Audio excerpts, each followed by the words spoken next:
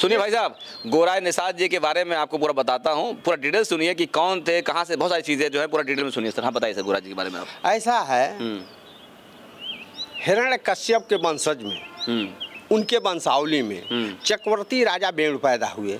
चक्रवर्ती राजा बेण के पुत्र पृथु हुए। पृथु के अम्बरीश हुए।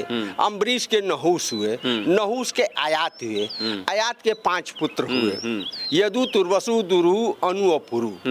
तो जो तीसरे पुत्र दुरहु हैं, उनके प्रथम पुत्र का नाम चक्रवर्ती राजा अंगार निषाद था। दूसरे पुत्र जो है आनो है, चक्रवर्ती राजा आनो निषाद। ये दोनों चक्रवर्ती हुए।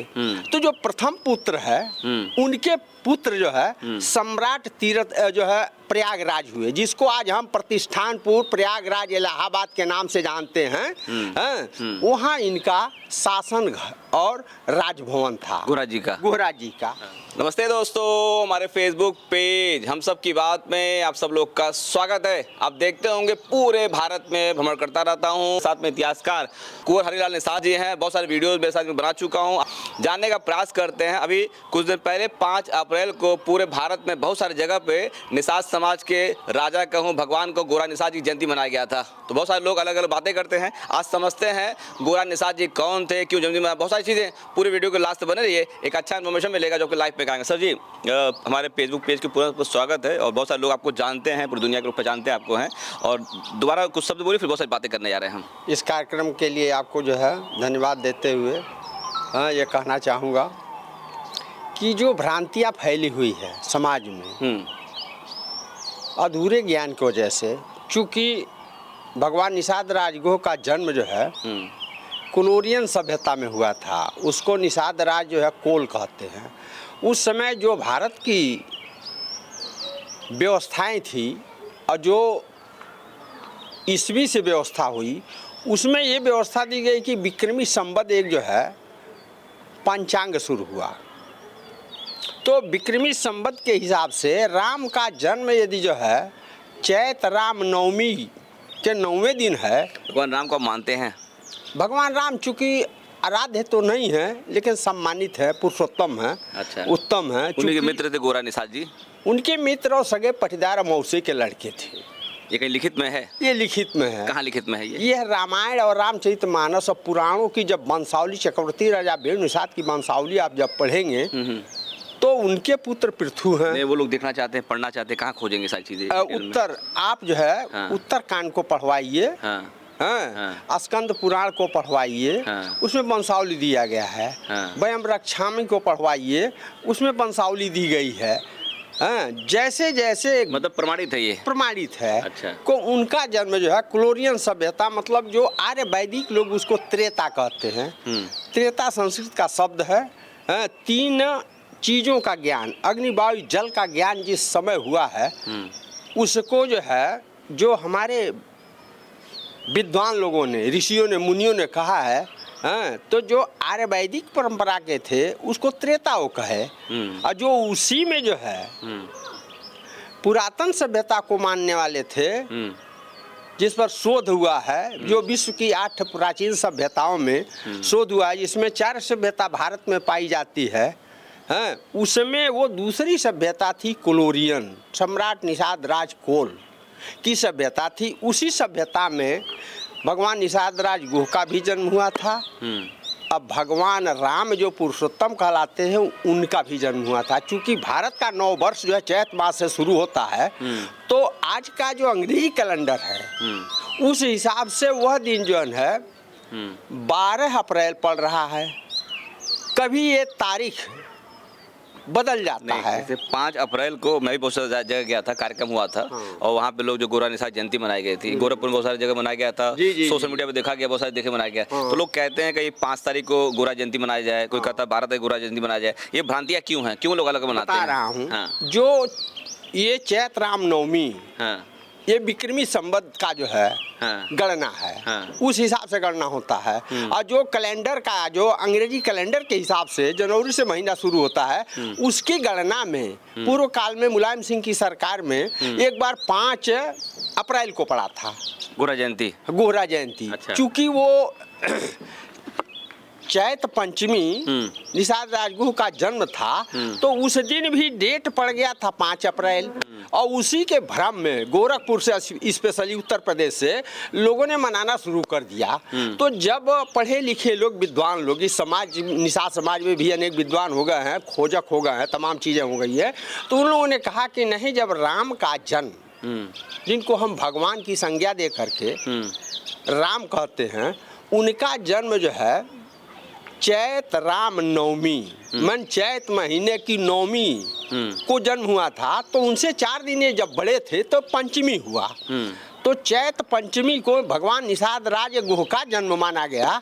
इतनी जानकारी कहाँ इकट्ठा करते हैं आप हैं? ये अध्ययन करना पड़ता है। अच्छा, किताबें आपके पास हैं? बहुत पुस्तकें हैं, हाँ, बहुत अध्ययन भी करता हूँ। तो जो ज्ञान अर्जित कर रखे हैं, ये दूसरों को ज्ञान बांटते हैं कि? जी जी जी, मैंने जो है आप जैसे लोगों के माध्यम से बांटा, लेखनी के माध्यम से बांटा, और इसके जो है पूरे जो है ये कैडर हमारा चलता है।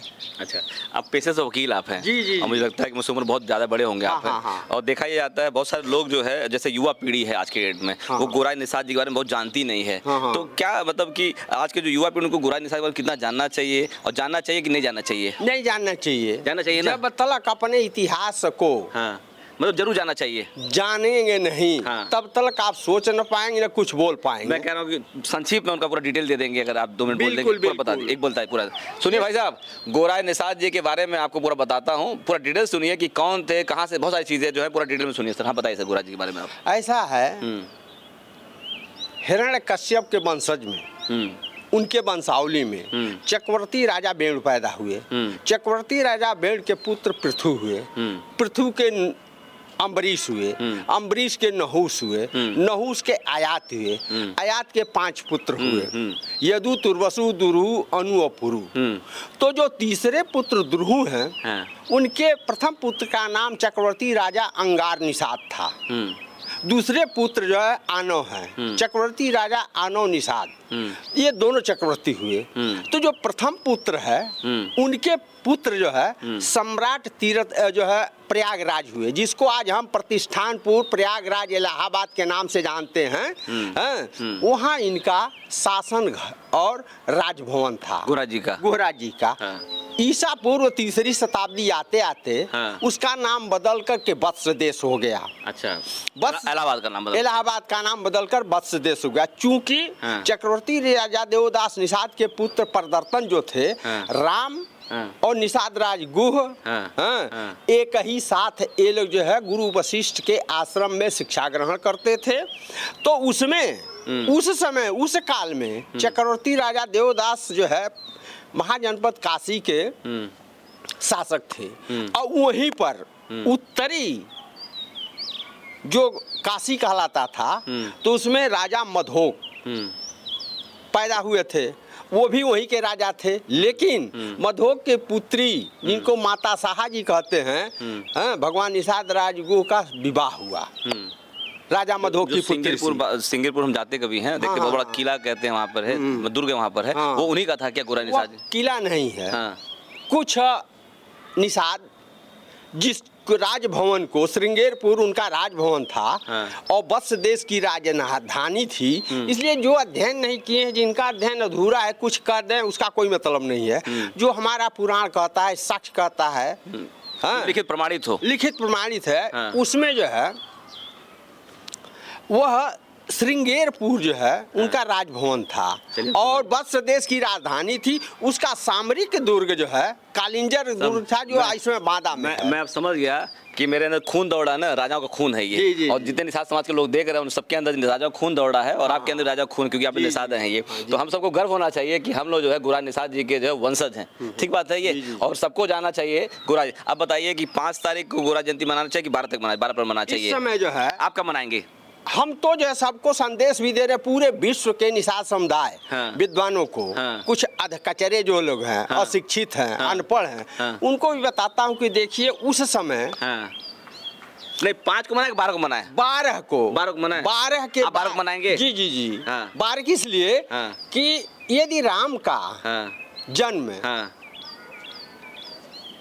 चैत राम नवमी जिसको कहते हैं, यदि नवमी को पड़ रही है, तो उससे 4 दिन पहले भगवान निषाद राज गुह का जन्म पंचमी को होता है, इसलिए इस बार का समय जो आया है वह जो है 12 तारीख के बाद पर, 12 तारीख से लेकर के आप पूरे साल भर मनाइए, उसमें कोई रोक टोक नहीं है। ठीक है दोस्तों, तो मुझे लगता है वीडियो के माध्यम से आप सब लोग जान गए होंगे गोराज निषाद जी की जयंती कब थी और गोराज जी कौन थे, सारी चीज़ें हैं। तो मुझे गर्व होता है इन लोगों से बात करके, जैसे इनके पास बहुत सारा नॉलेज है, बहुत सारा ज्ञान इकट्ठा किया हुआ है। सर मैं चाहूँगा, देखिए बहुत सारा ज्ञान आपके पास है, बहुत सारे लोग चाहते हैं कुंवर हरिलाल निषाद जी का नंबर लेने के लिए, तो अगर वीडियो में अपना नंबर देना चाहेंगे, मैं नंबर शेयर कर दूँ, बहुत सारे लोग फोन करेंगे, बुरा नहीं मानेंगे अपना? नहीं, बुरा नहीं मानेंगे। नंबर बोलिए, मैं रिपीट करता हूँ नंबर, लिख लीजिए। 98, 1 मिनट रुकिए। इतिहासकार कुंवर हरिलाल निषाद जी जो उत्तर प्रदेश गोरखपुर में रहते हैं, इनका नंबर नोट कर लीजिए। कभी कुछ आपको डाउट है ना, आप चाहते हैं प्रमाणित तरीके से इनसे बात कर सकते सीधे, ठीक है। मेरा काम वीडियो बनाना है, मैं वीडियो बना दे रहा हूँ, तो आप सर नंबर बोलिए, मैं रिपीट करता हूँ नंबर। 98 98 39 39 74 74 74 32 32 63 63 नंबर यहाँ लगा भी दूंगा, इस पे फोन करके इनसे बात कर सकते। बहुत सारी जानकारी का पड़ी हुई है, मैं एक बार घर गया था, बहुत सारी किताब है। सर जी देखिए, वीडियो बहुत लंबा नहीं बनाना चाहता हूँ, फिर दोबारा वीडियो रिकॉर्ड करेंगे, आपके साथ करेंगे। और मुझे लगता है कि इस वीडियो के माध्यम से बहुत सारे लोगों को नॉलेज मिल गया होगा गोराज निषाद जी कौन है, और युवा पीढ़ी जो नहीं जानती थी वो भी जान जाएंगे कि भगवान राम के जो है बात सखा थे, रिश्तेदार थे, सारी चीजें। ठीक है दोस्तों, देखिए वीडियो बना के मेरा प्रयास रहता है आप लोगों को अच्छी सी इन्फॉर्मेशन देता रहूँ। वीडियो के माध्यम से मैंने इनसे बात कर लिया, दिखा दिया आपको। वीडियो आपको अच्छा लगे तो प्लीज को लाइक करिए, कमेंट बॉक्स में कमेंट करिए, वीडियो को शेयर कर दीजिए। दुनिया बहुत सारे लोग जानना चाहते हैं निषाद राज के लोग कहाँ का रहते हैं, क्या करते हैं। चलिए सर, बहुत बहुत धन्यवाद आपका। धन्यवाद। आप सब लोग को नमस्ते। जय निषाद राज बोल लूं? जय निषाद राज। जय निषाद राज।